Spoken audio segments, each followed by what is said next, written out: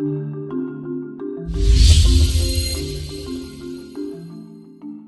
the following installation, you will need a Ride-On motorcycle pump with tools, 5-gallon pail of Ride-On motorcycle formula, air supply, and gauge. Open the box containing the Ride-On pump kit. Remove the pump and pull out the plastic bag containing the dosage table and installation guide and valve core remover. Hold the pump upright, pull the handle upwards. If the pump handle is stuck, loosen the black fitting located directly below the pump handle. Once the pump reaches the top of its range, tighten the fitting back into place. Push the handle back down. The pump is now ready for use. On top of the 5-gallon pail of product, locate the cap. Pull up on the perforated edges and turn counterclockwise until it releases. Hook your fingers through the plastic loop, pull backwards, and remove the plastic seal. On the side of the pail is a valve stem. Remove the valve stem cap and attach the pump chuck to the valve stem. Take the base of the pump and gently slide it down into the pail. Make sure not to use excessive force, as you do not want to tear the plastic that will hold the pump in place. If the hose coming out of the top of the pump handle is angled off to the side, simply turn the hose 90 degrees so it is perpendicular to the handle. Locate the black ball valve on the top of the pump chuck. Turn it 90 degrees to open. This will allow the product to flow from the pail into the pump.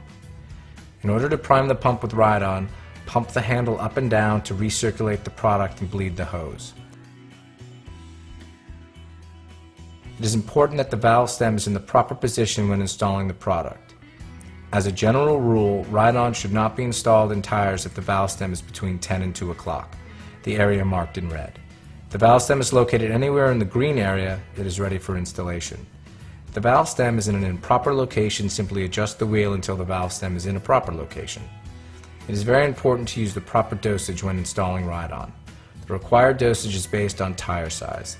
This can be found on the side of the tire. In this case, 120, 70, 17. The dosage tables are in the back of the booklet or can be found on the website www.rideon.com. Use the last number in the sequence, in this case 17, to locate all the 17-inch tires. After you locate the 17-inch tires, match up both of the other two numbers in the sequence, here they would be 120 and 70, to find the exact match. The fourth column to the right, the one with the number 6, is the amount of ounces required for a regular application of product for this tire size. The number engraved on the side of the pump represents how many ounces of product are injected when the pump is depressed to this point. Directly under the pump handle is a collar. Simply slide the collar down into place and tighten over the desired number of ounces for installation, in this case 6. Remove the valve cover, then using the valve core remover provided, remove the valve stem. To save time, a finger or thumb can be placed over the valve stem to stop the air from exiting the tire. Attach the pump chuck to the valve stem and turn the ball valve 90 degrees to open. Push down on the handle to the desired dosage amount. Turn the ball valve 90 degrees to close the pump and disengage the pump chuck.